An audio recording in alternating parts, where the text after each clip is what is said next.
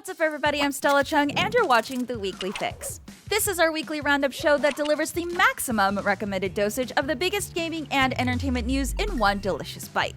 This week, Rockstar Games finally made the GTA remasters official. We might see an Among Us and Fortnite collab, and Chris Pratt trolls Mario fans. Let's get right into it.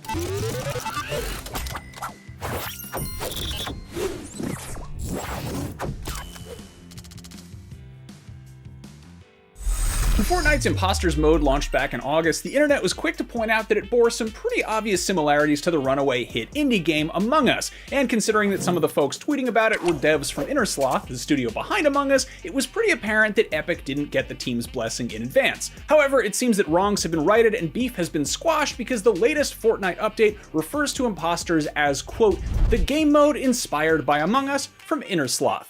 But wait, it gets better. On Twitter, the official Fortnite account tweeted at the Among Us account saying, quote, big fans, we never got to talk about how you inspired us. What do you think about working on something fun together sometime? To which the Among Us account enthusiastically responded, and the two ran off to discuss things privately in their DMs. So it seems like some official collaboration is underway. Maybe this means we're going to see Among Us crewmate skins in Fortnite, maybe it's going to be funny Slurp Juice hats in Among Us, maybe it'll be something completely new and different. We'll have to wait and see, but it's nice to know that this story has a somewhat happy ending. Now maybe PUBG can admit that it got its whole Battle Royale idea from Fortnite. I'm kidding, everyone knows PUBG is a Call of Duty Warzone clone. Anyway, you can tell it's a slow news day if we're talking about limited edition consoles, and you can tell it's a really slow news day if we're talking about consoles that are so limited edition you can only get them by winning a contest, but here we are. In honor of Nickelodeon All-Stars Brawl, the Nicktoons-centric Smash Bros-like that released last week, Microsoft is doing a sweepstakes for two custom Xbox Series X designs. The first one, or SpongeBob Series Pants as I've been calling it, is based on everyone's favorite angular pineapple-dwelling sea creature, and it seems like pretty perfect brand synergy. I would have made the controller look a little more like Patrick Star since he's kind of shaped like an Xbox controller, or at least more so than SpongeBob, but nobody listens to me, and also I had no involvement in this project whatsoever. The other special edition console is Teenage Mutant Ninja Turtle themed, which you might notice by the fact that there's a very subtle Leonardo motif on the front, and if you look really closely, there's a hidden message on the side that says Turtle Power. I'm kidding, it's very obvious. I kind of wish they'd made this one look a little more TMNT themed, like an Xbox in the style of the Turtles Party Wagon or one of their shell phones, but hey, at least the SpongeBob one is on point. The contest is going till the 24th, and you can find out more on the Xbox Twitter, and if you want more info on Nick All-Star Brawl, check out the IGN review. Have you heard about the alleged rumored Grand Theft Auto Remastered Trilogy collection? You almost certainly have, because it's been leaking all over the damn place for months now. Well, today the biggest leak of all happened. A leak so big, it wasn't actually a leak, but official confirmation from Rockstar itself. Man, oh man, am I glad we got that one out of the way. I feel like we've been talking about this game forever, but at least now we know all the details and have some exciting gameplay footage to tide us over until release. Wait, what's that?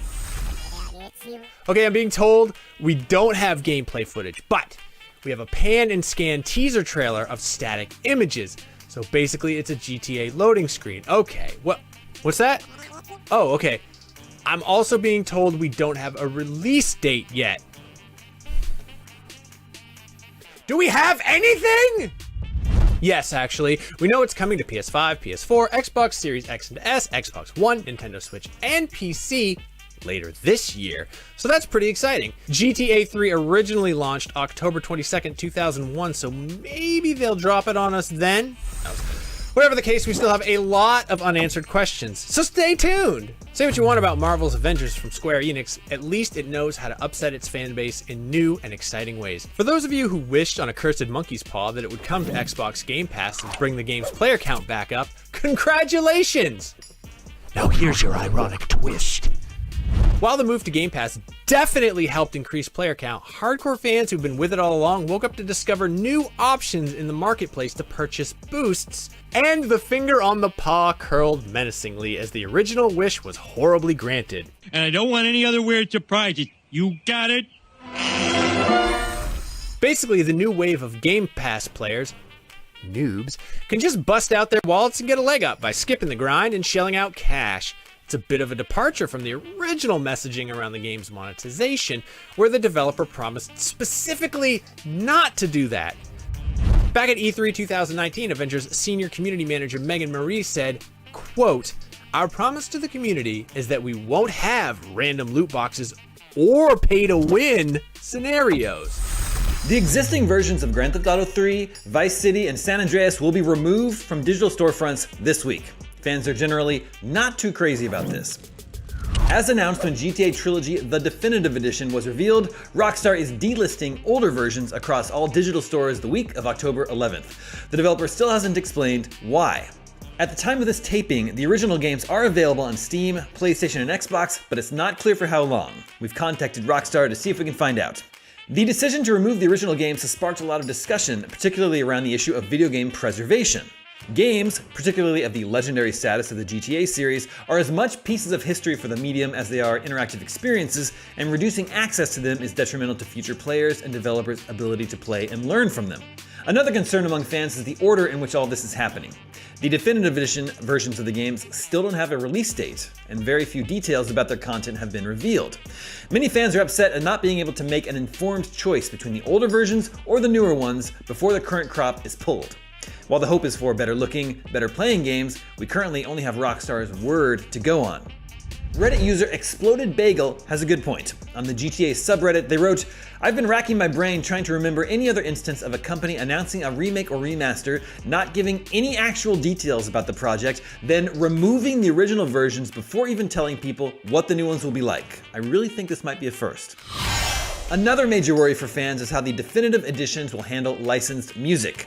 Previous re-releases of the GTA trilogy have seen sections of their iconic soundtracks removed due to expired licenses, and some players are worried that the same could happen here. Rockstar has also been silent on that point.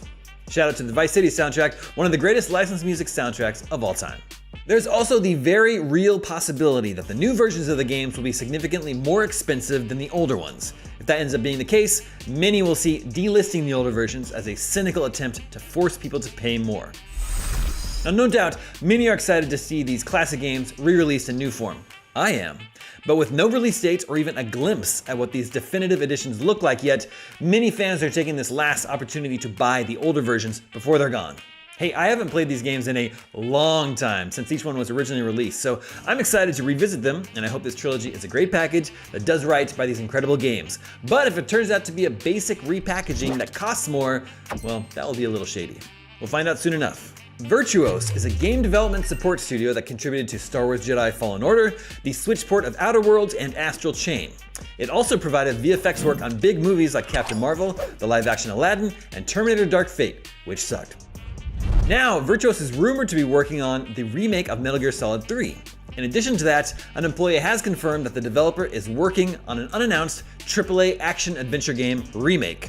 As reported by VGC, one of its readers noticed that a lead programmer at Virtuos references the AAA remake in their LinkedIn profile. The project appears to have been in development since 2018. The remake is said to include 4K support on certain platforms, as well as AAA quality art production and set-piece destruction. While it isn't yet clear what game this is referring to, reports surfaced earlier this month suggesting that Konami is planning remasters of the original Metal Gear Solid games, as well as that potential full remake of Metal Gear Solid 3 Snake Eater. So, a remake of a AAA action-adventure game with set-piece destruction. Red Faction? The Force Unleashed? They did work on Fallen Order. I've got it. Another LucasArts game, Fracture. If you know, you know. Disney and Lucasfilm have teased a Star Wars video game announcement for December as part of their publishing campaign to reveal new Star Wars products every Tuesday for the rest of this year. This campaign, called Bring Home the Bounty, will unveil new Star Wars toys, collectibles, books, apparel, and more from now till the end of December. So where does this new video game announcement fit in? Well, Disney gave fans a look into what to expect from potential announcements across the campaign through an interactive poster on its site. On the slot for December 14th, Disney led with an image of a gamepad hinting there may be a new video game announcement on the way. While it's unclear whether this announcement will be about an existing game or something completely new, there are quite a few developers working on Star Wars games. Earlier this year, Ubisoft announced that it's working on its own open-world Star Wars entry, and while EA's exclusivity deal over the Star Wars franchise is set to run out, EA CEO Andrew Wilson made it clear that EA would continue working on games set in that universe. So, we could potentially see more Jedi Fallen Order and maybe get a sequel. And on top of that, Quantic Dream was rumored to be working on a Star Wars game. So we have a lot of different options for Star Wars games if any of these titles are revealed in the December 14th announcement. What are you hoping to see? Let us know in the comments. Next up, DC fandom is this weekend, and hopefully we get to see another preview of Suicide Squad kill the Justice League from Rocksteady, but it seems there's already an ARG out there. The official Suicide Squad Kill the Justice League Twitter account shared a phone number that lets you prank call Amanda Waller in real life. Don't worry, this isn't a random number, so you won't accidentally be calling a stranger. Instead, you'll receive a message from Amanda Waller yelling at Harley Quinn for making prank calls instead of focusing on the mission. If you don't want to call the number, here's what Amanda says.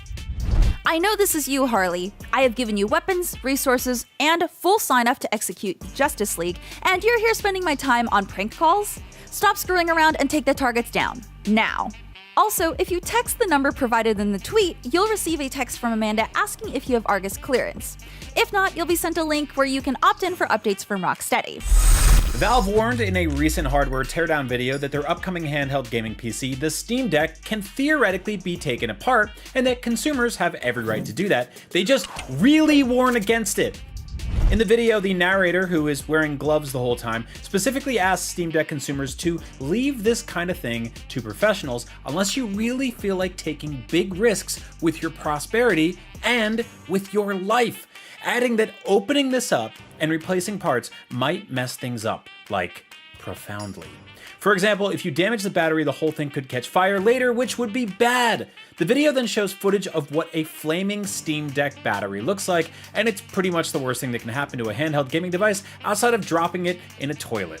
In fact, it reminds me of those videos of the recalled Samsung Galaxy Note 7 phones catching on fire or exploding while people were holding them, because lithium-ion battery fires are no joke, and although the average Steam Deck user won't ever feel the need to open up their system, it's still obviously something that users will want to avoid when their Steam Deck pre-orders finally arrive this December. Unless yours got bumped to next year. Thoughts and prayers.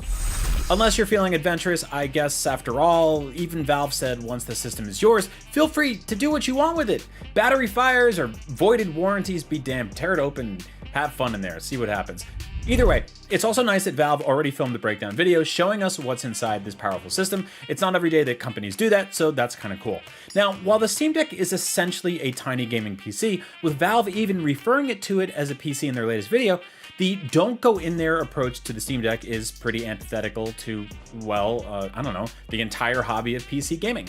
Opening up your gaming PC, tinkering with stuff, replacing parts, generally making it your own, has always been a huge part of PC gaming, but with Steam Deck, Valve is clearly hoping that users do not tear this apart, open it up, or tinker around inside of it. This is very clearly something they've meticulously designed, and they don't want you going in there, but you can if you want.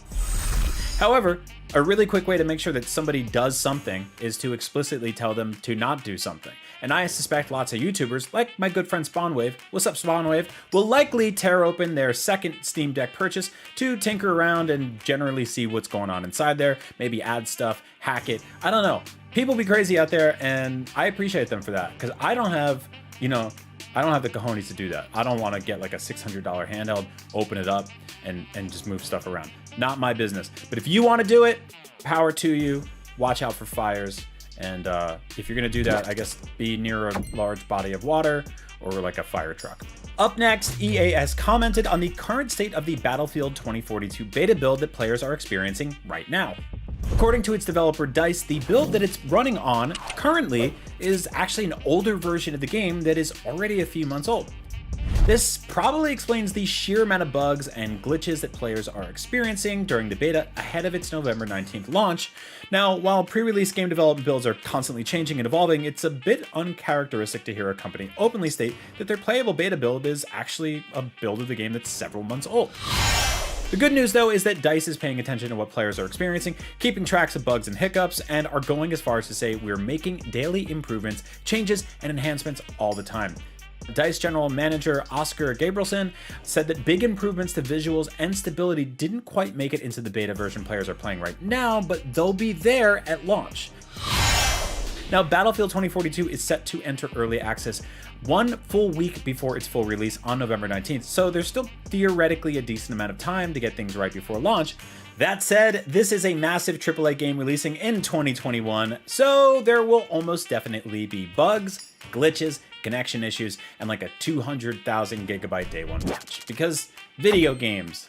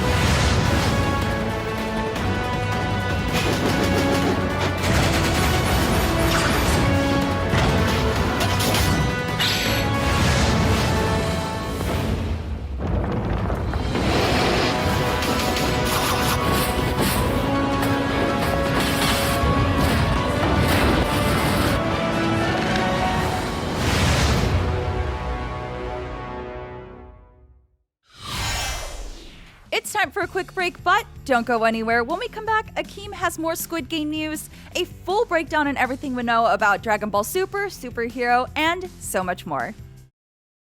Welcome back. Unless you've been offline for the past few weeks, you've no doubt heard that Chris Pratt will be the voice of everyone's favorite Italian plumber. The actor recently took to Instagram to troll fans, so take a look. While it may be an animated feature, Chris Pratt managed to get his hands on a video showing us what he'll look like as Mario in Illumination's upcoming Mario movie. Now, while the footage might be fake, it's a well-crafted parody that takes the soothing tones and sounds of Mario and merges them with footage from Guardians of the Galaxy. Now, originally uploaded by YouTuber P. Finney, here's just a tiny snippet from that bit.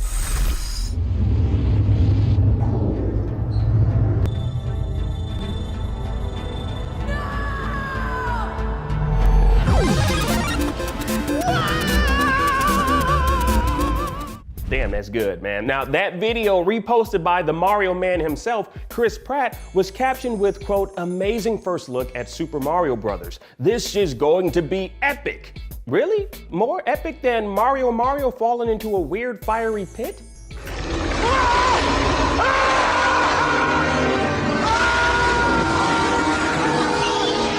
See, now that was epic. I mean, B-movie bad, but still epic nonetheless. Now, what's really epic is Pratt taking notice of the countless memes that have been generated by the internet denizens since it was announced that he'd be putting on his best Yahoo as the voice of Mario. Now, salute to P. Finney for making a YouTube poop funny enough to catch the eye of the actor set to play the character in the upcoming film when it hits theaters December 21st, 2022.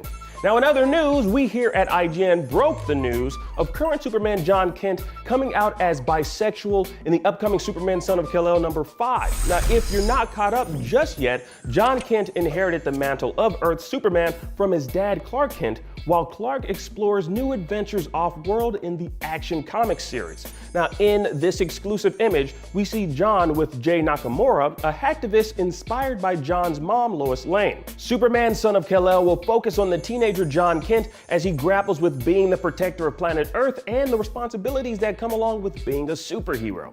Superman Son of Kal-El #5 will release in print and digital Tuesday, November 9th. Now, we gotta look at the Dragon Ball Super superhero movie, and with it comes more information about the upcoming 2022 anime.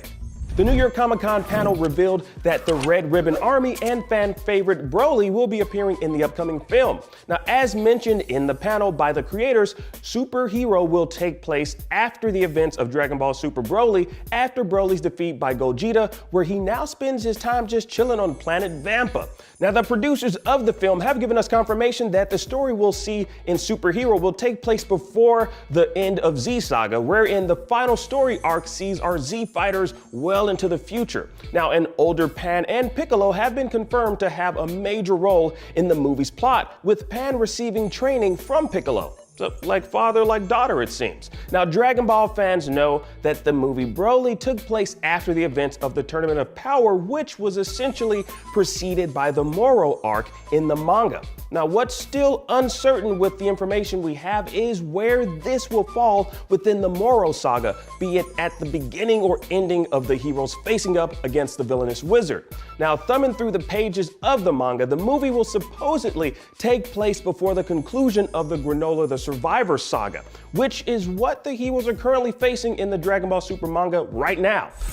It kind of looks like, Dragon Ball Superhero will be before the end of Z Saga and roughly before the conclusion of the Granola the Survivor arc. How they'll pull it all together in one cohesive story remains to be seen when Dragon Ball Superhero hits theaters sometime next year. Now comment down below, I would love to hear your thoughts on all of this. Now the Dragon Ball movies, their timelines can be a bit confusing, but hopefully I provided you all, with a little clarity. So let's talk about it down below. Let's discuss. Now in other news, Squid Game continues to reign on the streaming giant Netflix, but did you know that production on the show caused the director to lose some of his teeth? Yeah. Squid Game's director spoke out in an interview with CNN Film School about the intense stress of the show's production manifesting in a physical way that saw him losing 6 of his teeth. Ouch. Now, he said in the interview that he still needs to get implants to replace some of the teeth he lost, but he hasn't had time to do it just yet. Now, even with all that stress, the director says he'd be interested in returning for a second season. Now, in the interview, he said, quote, "There are some loose ends I'd like to explore if I were to make a second season. When I think about doing the same for season 2, I'm personally kind of worried. There's nothing confirmed at the moment, but so many people are enthusiastic that I'm really contemplating it." Well, of course they are, man. They loved it. People can't stop talking about it. It's like, the show that you've heard about on Netflix but still haven't seen yourself. You all know the feeling, I'm pretty sure. So, so many people talking about it around you, and yet you yourself still haven't queued it up just yet. I see you. I know I'm not the only one. Well, anyways, quit wasting your time and watch Squid Game right now on Netflix. Be one of us, I guess. There's some good news for Cowboy Bebop fans on the horizon when it comes to the upcoming Netflix adaptation of the popular anime series. Now, according to EW, who first broke the news, the original voice actors of the Cowboy Bebop anime series will be returning to reprise their roles, providing the Japanese dub for the show. Now, Netflix managed to get the entire main cast that were involved in the original's Japanese voice dub of Cowboy Bebop, including Vicious, Julia, the Cowboy TV hosts on the Big Shot program, Punch and Judy, Teddy Bomber, and many more. Now, Netflix spared absolutely no expense and went all out to land the original Japanese voice actors involved in the show. Now, in a statement with Entertainment Weekly, original voice actor for Spike, Koichi Yamadera, said, quote, "I have long anticipated a live-action version. I can feel the strong respect it has towards the anime. I hope that viewers will see the atmosphere of the Spike character that I previously portrayed in John Cho's performance, who is skillfully taking on the role in this version." Meaning the original voice actor who played Spike has seen the live-action series, and with that kind of praise coming from the man who originally portrayed the iconic anime character, maybe we should hold out some hope for this live-action adaptation. Now, while I did watch the Japanese dub in my later years, I think Steve Blum is likely the Spike for a lot of us in the Western world. Would be interesting to see him overdub an episode or 2 of the live-action series, but you know what? I wouldn't want to take John Cho's flowers away from him before we even see his performance. Yep, and the number 2 nozzle won't work either. What?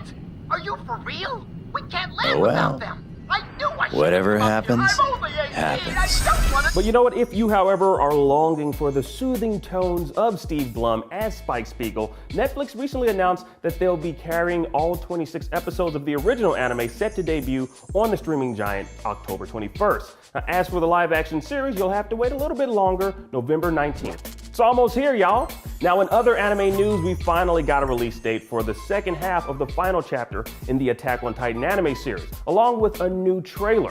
Now, set to come rumbling down on January 9th, 2022, The trailer gives us very brief glimpses of what's in store for Eren and company. Now, manga readers already know what's up, but if you've managed to not be tempted to thumb right to left and stuck to just watching the anime, you're in for a pretty big surprise. Now, everyone is visibly on edge, which isn't a surprise given Eren's actions in the first half of the final season. Now, viewers might remember that the first half ended with Eren setting up a coup against his homeland, capturing his past allies along the way, and waging war on Marley. How will it all end? We'll have to wait till next year, January 9th, to find out when Attack on Titan, the final season, premieres. I'm Stella Chung, and that was your Weekly Fix. We'll be right here next Saturday to get you caught up on all the biggest in gaming and entertainment news. See you then.